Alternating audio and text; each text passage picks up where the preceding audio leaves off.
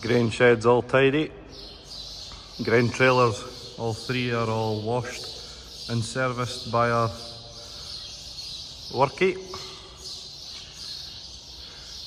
We're going to get this John Deere and stick it on the other irrigation reel and get it going as well before we start combining.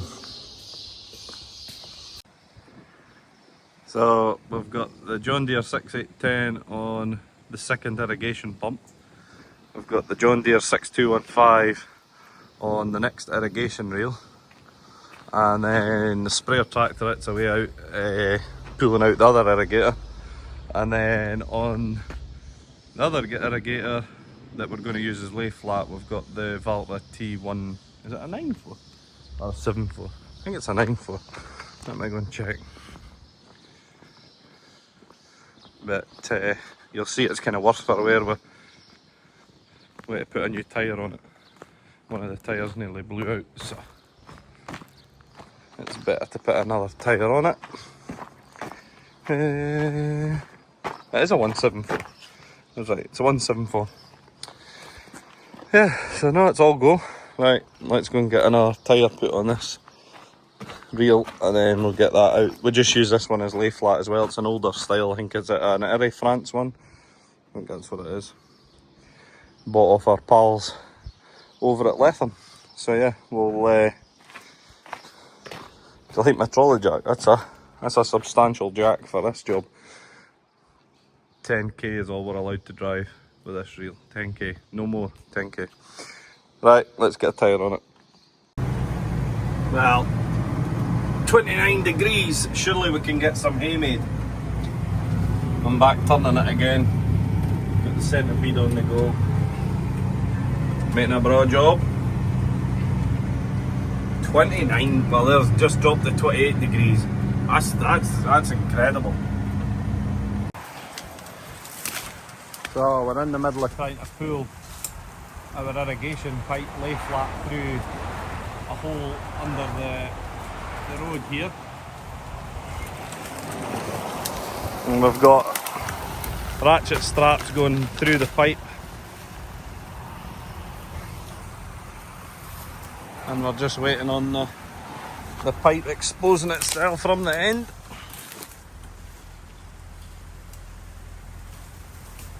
At some point.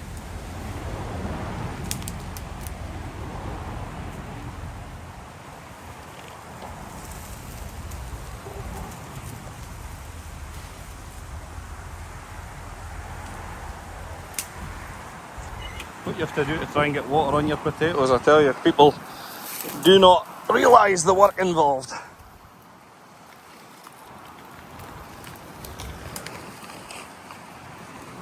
And just got it coming through the side of the fence here. You'll not really see it, but beside all those tractors at the other side of the road, that's where the irrigation reel is.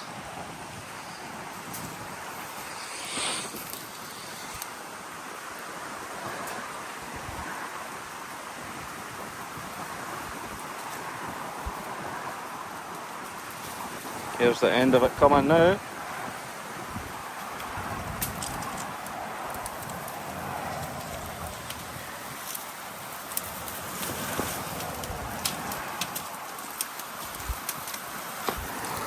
That's it there.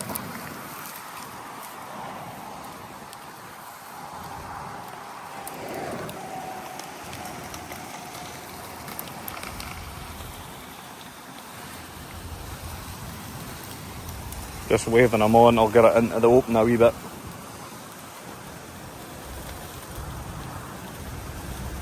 That'll do. Go and get all these straps off now and get the forklift back to here and pull it for there. Then we've got to go all the way right down into those trees. That's where our irrigation pond is. So. Lovely.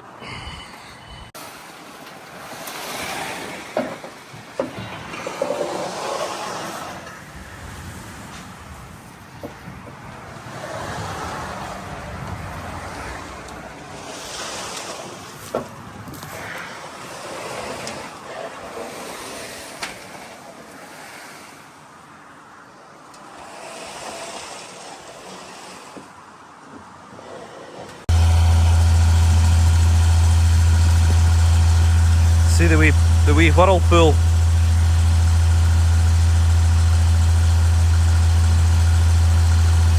We'll be at least five feet in there, because I think from the end of that white bucket to that join there is about 4 feet, and then you've got the water is up to there on the blue pipe as well. So yeah, a good 5 feet in the water. We've got a good bit there, and then it's a big long suction hose. I think it's about 30 feet. And then down to our water pump here. And then from our water pump, there's just a wee water spray there until it builds up pressure. Then it expands the rubber seals. And then from there, we'll go through here, and then we'll go way up through the wood, up past the truck there, and then all the way up to the dual carriageway under the road there, and then you'll have seen other reels, and then along the bottom of the field, and then up to the blue reel. So just a way to check everything over on the engine.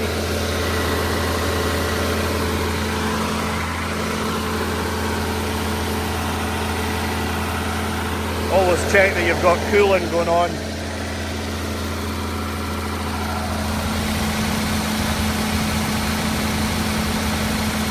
That was at service.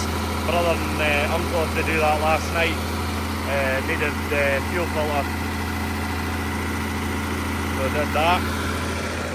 Have a look at the control box.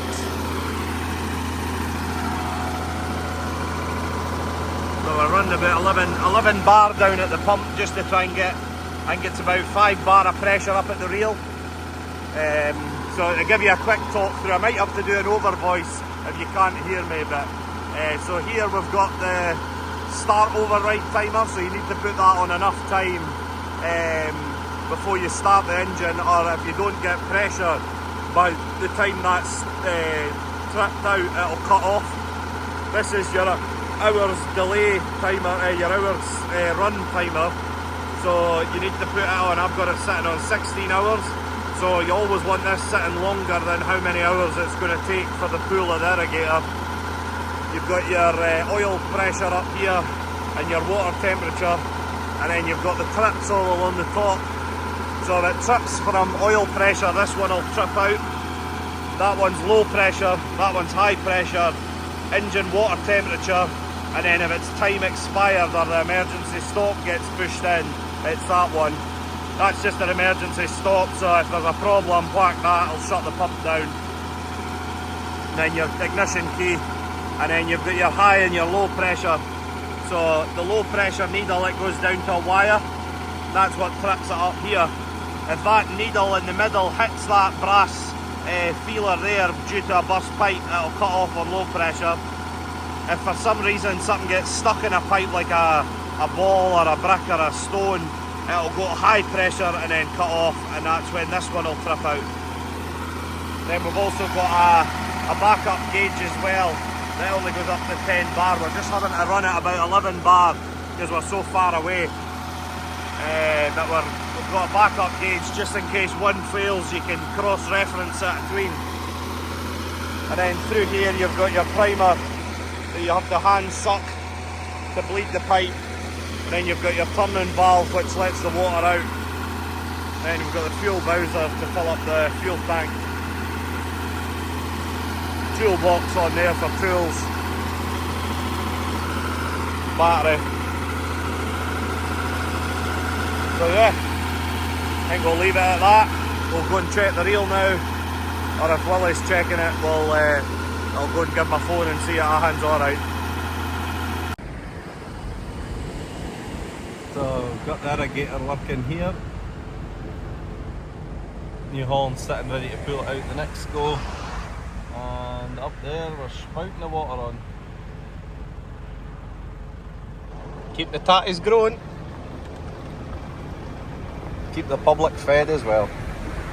Right, way back to get another trailer on. So from that leg to that leg is 6 foot. From that leg to that leg is 6 foot. From the bottom of that leg to the top of the wooden extension is roughly about 9 to 10 feet. those tatty boxes at the back are 3 feet tall, so 3, 6, 9, and then you're a bit above that one. And then from outside extension to outside extension is about 11 feet.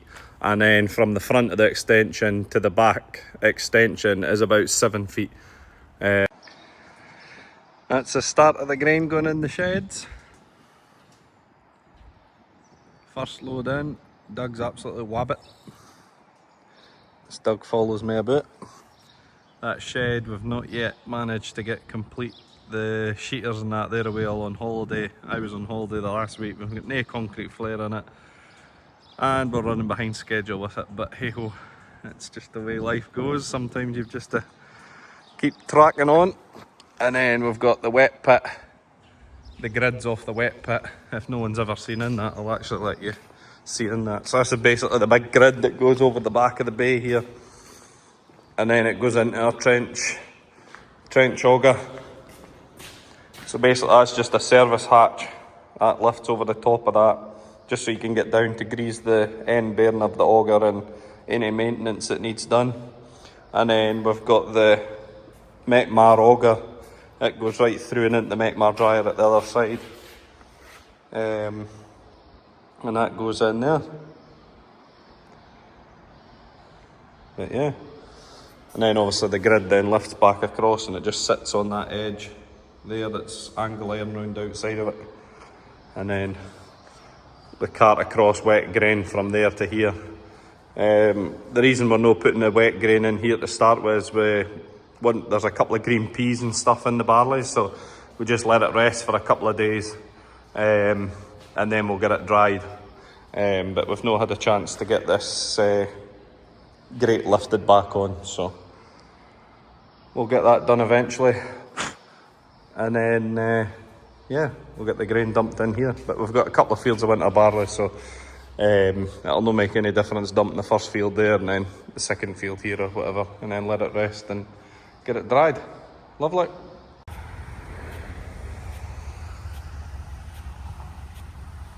Just the way to shift irrigator, it's not got long to go in now.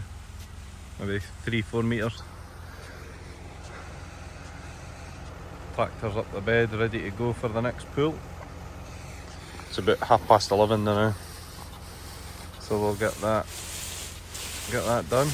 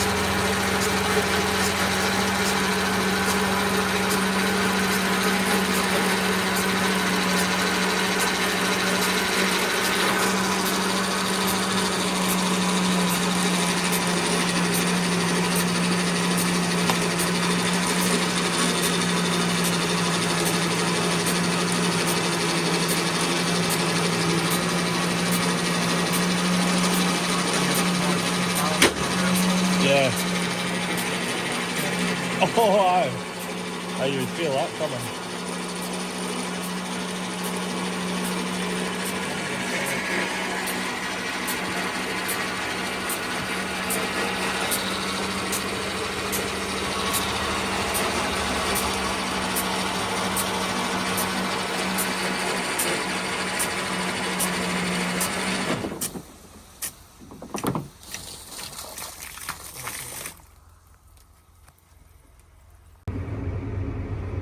Getting a wee shot to pull it out this time. So we're missing, what are we missing? We're going up one, missing a tram line, going up the next one, missing a tram line, going up the next one. That's the wee trolley here that gets classed as the rain gun, as they say.